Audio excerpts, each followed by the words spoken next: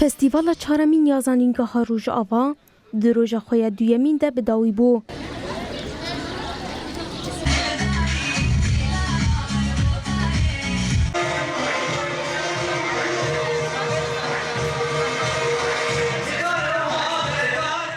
فستیوال به دروشمیا ام وی فستیوال دیاری جانگوری و برخوادیرین سال 2026 و تواهی سترگی نمر این آزادیه دکن.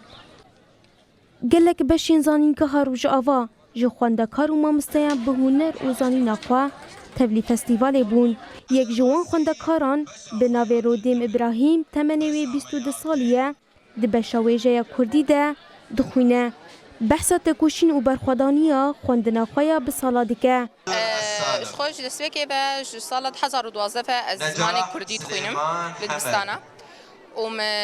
بردوام کرد خواندنا خوا به کردی و دماز گشتم آسا زانینگه هیچیش خوام بشه وجه کردی هلبجار مش باز خوینم.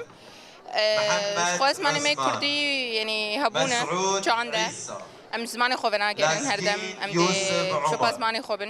و بدن دو زمان خوش برگو. بشه جینولوژی جی به برهمین خواه بجداری نوا فستیوال بون. بشه کو جبو جن، مافی جن، دیروک و ناسنامه جنان تکوشین دکن. شوین خلف یک جوان جنین جوانیه کو ده بشه جینولوژی ده جه خود گره. تکز دکه کو اوی حتی داوی جبو خودی در کتن الناسنامه تکوشین بکن. بشه جنولوژی سال سیمین تمنیم جی 21 سالیه.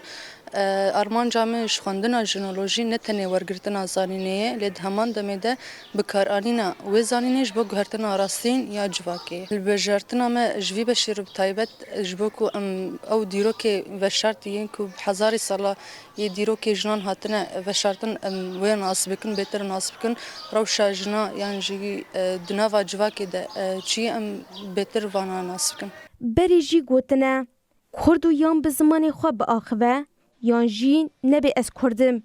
ایرو لروجاوای کردستانه خواندکار لدبستان پیمانگه و زانینگاه به زمان دایی که دخوینن و پیش ده چن و ده سوریانو ده داخواز مافی زمان خودکن.